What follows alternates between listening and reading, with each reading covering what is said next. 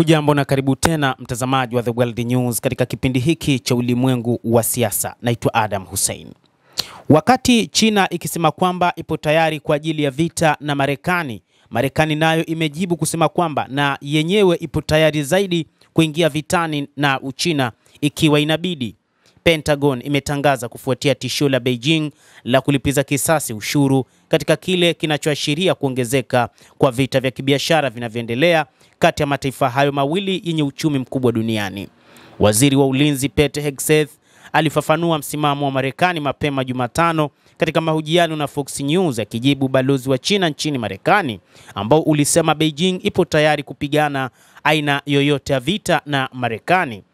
Wakati ambapo Marekani iliweka ushuru wa 25%, China ilijibu kwa kuongeza ushuru nayo kwa kuweka ushuru wa 25% ambao ulianza Jumanne ya wiki hii.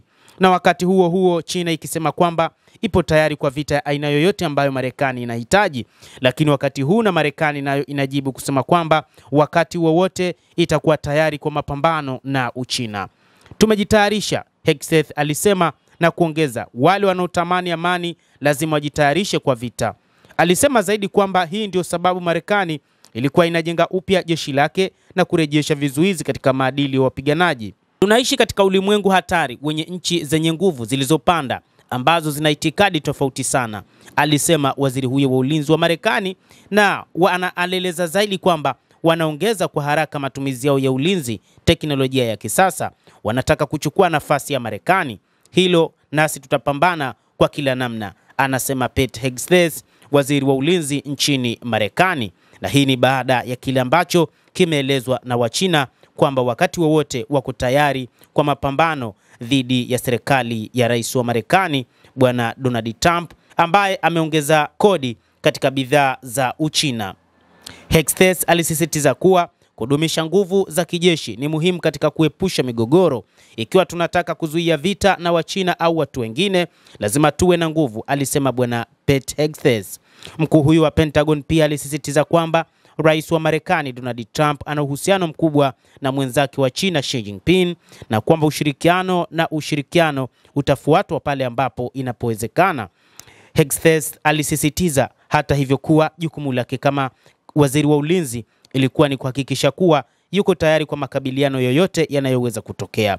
Uchina ilionya siku ya Jumanne kwamba ingejibu ikiwa Marekani itaendelea vita ya kibiashara na ushuru kufuatia uamuzi wa Donald Trump wa kuziongezea mara mbili bidhaa za Uchina kutoka 10% hadi 20%. Ushuru huo ulikuja juu ya ushuru wa hadi 25% uliowekwa na utawala wa Donald Trump kwa uagizaji wa thamani ya dola bilioni 370 kutoka Uchina mnamo 2018 na 2019. Ikiwa vita ndivyo Marekani inavyotaka, iwe vita vya ushuru, vita vya kibiashara au aina nyingine yoyote ya vita, tuko tayari kupigana hadi mwisho.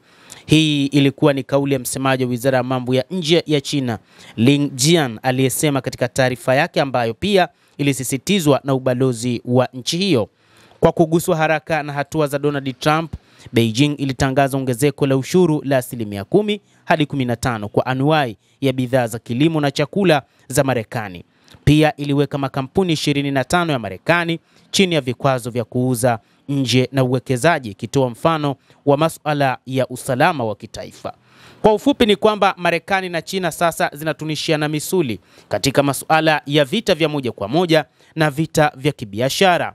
Lakini yote kwa yote, Beijing imewasilisha kesi mahakamani kwa shirika la biashara duniani WTO, ikisisitiza kuwa ushuru wa Marekani unakiuka sheria za kimataifa za biashara na imeitaka Washington kutatua mzozo huo kwa njia ya mazungumzo.